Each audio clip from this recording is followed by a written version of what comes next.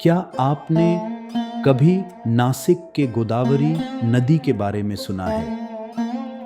यह वही नदी है जहां हर साल लाखों लोग आते हैं अपने प्रियजनों का पिंडदान करने के लिए, जहां परंपराओं के अनुसार मृत्यु के बाद व्यक्ति की आत्मा को शांति देने के लिए उनके परिवार वाले उनकी अस्थियां जल में समर्पित करते हैं। आज हम आपको नासिक की गोदावरी नदी के उस रहस्य के बारे में बताने जा रहे हैं जिसे आपने पहले कभी नहीं सुना होगा। क्या आप जानते हैं, यहाँ एक कुंड है जहाँ विसर्जन के बाद अस्थियां केवल 3 घंटे में जल में विलीन हो जाती हैं और न कोई निशान, न कोई अवशेष। क्या ऐसा सच में हो सकता है? क्या यह सिर्फ एक अंधविश्वास है या फिर इसमें कोई गहरी बात छुपी है? लोग कहते हैं कि हरिद्वार और अन्य पवित्र स्थानों पर अस्थियां कभी पूरी तरह से जल में विलीन नहीं होती, वह बस जलधारा के साथ बह जाती हैं, जैसे एक यात्रा पर निकल पड़ती हैं। लेकिन यहाँ नासिक के राम घाट पर गोदावरी नदी के तट पर एक अद्भुत रहस्य समाया हुआ है। हमारे साथ चंद्रशेखर महाराज जी मौजूद है जो यहाँ के अध्यक्ष है। तो हम इन्हीं से जानना चाहेंगे कि इस राम कुंड और नासिक में जो स्नान किया जाता है तर्पण के बाद में, पिंडदान के बाद में, उसका क्या महत्व है, ये हमारे महाराज जी के मुँह से ही आप सुनिए। आप गंगा गोदावरी माता की जय। नासिक पंचवटी रामघाट है। जब भी समुद्र मंथन हुआ तभी अमृत के बूंद जो है वो रामघाट में गिरे हुए हैं। इसके लिए यहाँ पे हर 12 साल में कुंभ मेला भरता है। और यहाँ पे ऐसा महत्व है कि ये जो ब्रिज दिख रहा है इसके नीचे से धनुष्य कुंड है। यहाँ से गोदावरी जो है वो दक्षिण वाहिनी होती है। इसको दक्षिण काशी भी कहा जाता है और ये राजमहेंद्री तक जाती है। दक्षिण गोदावरी कहते हैं। यहाँ पे जो है पितरों का तर्पण श्राद्ध करने का अनन्य साधारण महत्व है। प्रभु राम जी ने दशरथ राजा का श्राद्ध कर्म यहाँ पे किया हुआ है, ऐसा इतिहास में पाया जाता है। इसके अलावा यहाँ पे सामने की तरफ अस्थि विलय कुंड है। यहाँ पे राम कुंड के अंतर्गत ही 3.5 फीट बाय 3.5 फीट का अस्थि विलय कुंड है, जहाँ पे अस्थि विसर्जन होने के बाद में अस्थि का 3.5 घंटे में पानी होता है। ऑल ओवर वर्ल्ड में से अपने हिंदू लोग जो है आउट ऑफ इंडिया से भी यहाँ पे अस्थि विसर्जन के लिए आते हैं। ऐसा अनन्य साधारण महत्व नासिक पंचवटी रामघाट का यहाँ पे है। तो बताते हैं महाराज जी, पूरे हिंदुस्तान में सिर्फ यही एक जगह है जो यहाँ पे अस्थियों को नदी में प्रवाह करने के बाद अपने आप अस्थियां गल जाती है। जी बिल्कुल ऐसा ही है। आप जो यहाँ पे विसर्जन करो या और दूसरी जगह पे विसर्जन करो तो अस्थि का पानी नहीं होगा, लेकिन ये स्थान जो है अस्थि विलय कुंड का, जितने भी अस्थि वहाँ पे अंदर जाएंगे उसका 3.5 घंटे में पानी होता है। हजारों हिंदू लोग रोज आप यहाँ पे आओगे तो अस्थि का विसर्जन के लिए यहाँ पे आते हैं। ऐसा अनन्य साधारण महत्व, नहीं तो यहाँ पे पहाड़ बन जाते अब तक अस्थि के। तो जिस तरह हमारे महाराज जी बता रहे हैं, यहाँ हमेशा हजारों लोग अस्थि विसर्जन के लिए आते हैं। बड़ी तादाद में यहाँ पे अस्थियों को विसर्जित किया जाता है। उसके बावजूद जो अस्थियाँ है यहाँ अपने आप पानी में गल जाती है। और इनके अनुसार के जैसे गया है या हरिद्वार, वहाँ पे तर्पण वगैरह किया जाता है तो वहाँ अस्थियों को नदी में से निकाला जाता है। हालांकि यहाँ भगवान राम का ऐसा अलौकिक चमत्कार है कि अस्थियाँ अपने आप में ही पानी में ही विलय हो जाती है। ऐसा क्या अलौकिक शक्ति है, चमत्कार है, क्यों अस्थियाँ गल जाती जो है ना, ये राम कुंड में करते हैं। ताराकुंड में 4x4 का कुंड है उसका। अच्छा। उसको अस्थि विलय तीर्थ बोले जाते हैं। अच्छा। उसकी लेवल और राम कुंड की लेवल बहुत डिफरेंस है। अच्छा। तो वहाँ से जो नीचे से पानी आता है वो पानी और ये गोदावरी का पानी दोनों का मिलन होने के बाद में जो अस्थि ये होता है, लिक्विड होता है अस्थि का, और प्रवाह होकर गंगा जी में विलीन हो जाता है। अच्छा, अपने आप डीप काफी गहरा हुआ है। 4x4 कुंड में अस्थि विसर्जन हो गया तो उनका पानी होता है, पानी हो जाता है। उस जगह पर ही विसर्जन होने के बाद बराबर हो रहा है। यहाँ महात्मा गांधी का अस्थि विसर्जन हो गया है, लता मंगेशकर का अस्थि विसर्जन हो गया है।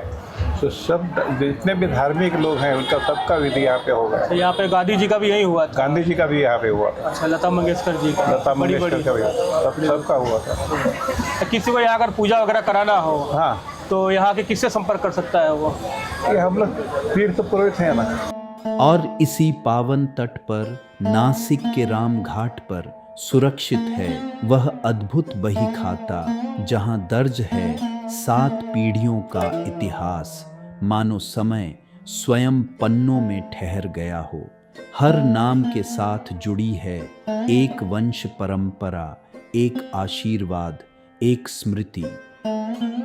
मेरा नाम सतीश शंकर शुक्ल। सतीश चंद्र जी नमस्कार। नमस्कार। ये बही खाता किस प्रकार क्या है, एक थोड़ा हमको समझाइए जरा। ये बही खाता ऐसा है कि ये प्राचीन परंपरा है। अच्छा। हर एक तीर्थ पर हाँ हाँ जो अपने पूर्वज जाते हैं हाँ हाँ तो वहाँ तीर्थ विधि करते हैं। हाँ हाँ तो उस समय पर अपने उनके पूर्वज यहाँ आकर के जाते हैं तो यहाँ हर एक खानदान का यहाँ पंडित रहता है। अच्छा अच्छा। तीर्थ पुरोहित उसको बोलते। तीर्थ पुरोहित। तो वो अपना तीर्थ पुरोहित कौन है, जहाँ अपने पूर्वज लोग जाके गए फिर अच्छा, उसके अच्छा। बाद में वो नाम लिखा करके सही करके जाते हैं। हाँ हाँ हाँ। तो उसके बाद में उसके आगे का नाम लिखा करके सही करते हैं, वो ऐसी ये बही है। इसके अंदर है। तो ये कितने साल से आप लोग ये लिखा जा रहा है? इसका हजारों सालों का रिकॉर्ड है। हजारों साल से? हजारों सालों का रिकॉर्ड। इसके पहले आपके पूर्वज लोग इसको संभालते थे? कंटिन्यू बोलो। अखंड ये अनंत काल से चालू है। अनंत काल से चालू है जी। इसके पूर्वज यहाँ आए होंगे, अगर वो ढूंढना चाहेंगे अपना नाम तो इसके सब अंदर मिलता है। मिल जाएगा ये। तो ये इतने सारे नाम है तो आप लोग ढूंढ कैसे लेते हो? तो उनका सिस्टम है अच्छा कि वो हर एक समाज का एक एक ऐसी बही रहती है। पहले आज जो आए वो उसमें रोज बही में नाम लिखते हैं। अच्छा। उसके बाद में उनके जो समाज का बही रहता है ना, जाति की बही, वो उसमें फिर दर्ज करते हैं। अच्छा। बही पन्ना डाल करके। अच्छा। तो जैसे कोई आके अपना नाम बताएगा, नाम के हिसाब से आप तो लोग वो ढूंढोगे? हिसाब से नाम और सरनेम और गांव के हिसाब से मिलता है। जैसे ये महेश्वरी क्या है महाराज जी? ये महेश्वरी जात है ये। जात है ये। महेश्वरी। और ये चांडक। चांडक सरनेम। तो कहाँ के रहने वाले? बीकानेर के। मूल गाँव है।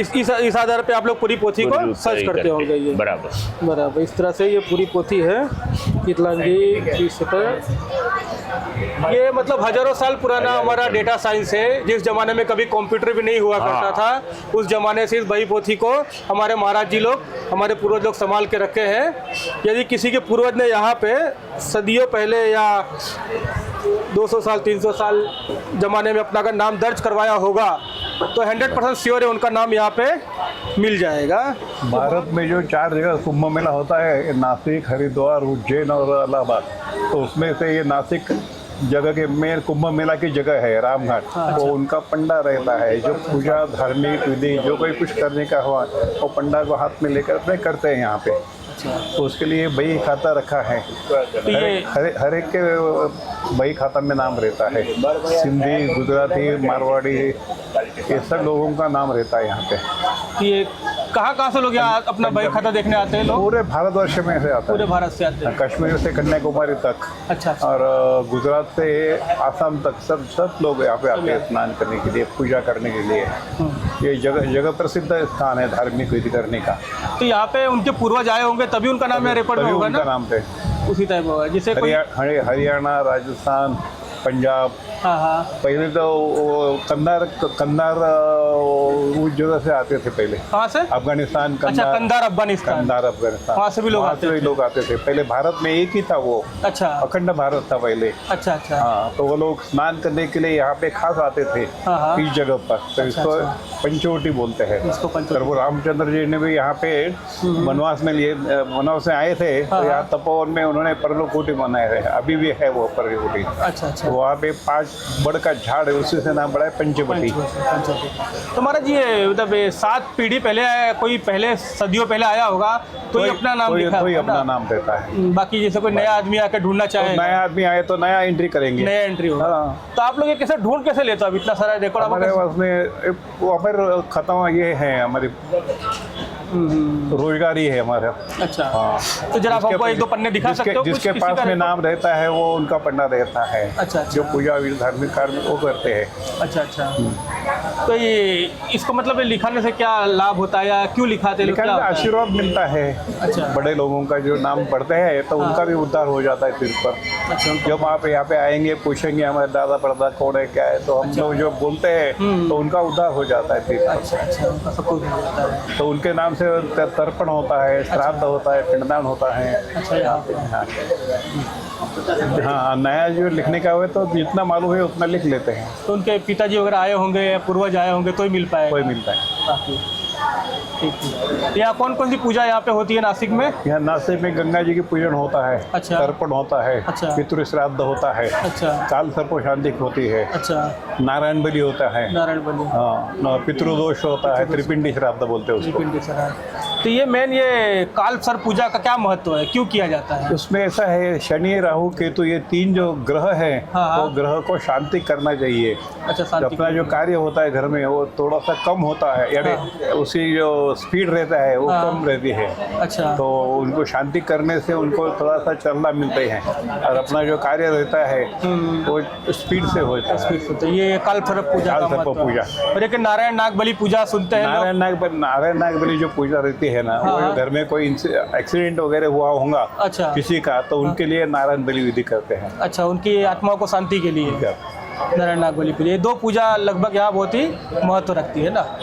ठीक है। आता आसमा नमस्कार करा, उजव्या हातामध्ये 2 पळ्या पाणी घ्या, डावा हात त्या नैवेद्याला लावा, वडिलांचं नाव घ्यायचं, म्हणा मार्कंडेय, आता आजोबा पंजोबा नी पंजोबा तिघांचे नाव घ्या, म्हणा मार्कंडेय गोत्रश्य, आजोबांचं नाव घ्या, पंजोबांचं नाव घ्या, आणि नी पंजोबा मुकुंदा ना त्यांचं नाव घ्या, म्हणा नैवेद्यन्न मम, म्हणा द्वादशाय सपिंडी कर्ण श्राद्ध अधिकार प्राप्त्यर्थ मम, त्यांचं नाव घ्यायचं तिघांचं, आजोबा पंजोबा नी पंजोबा, म्हणा नैवेद्यन्न मम, ओम प्राणाय नमः। लांबोळ्या पिंड घ्या हातामध्ये, हे घ्या हातात काडी, अशी काडी घेऊन तो लांबोळ्या पिंड 2 ठिकाणी कापायचा सारखे, हा कापा।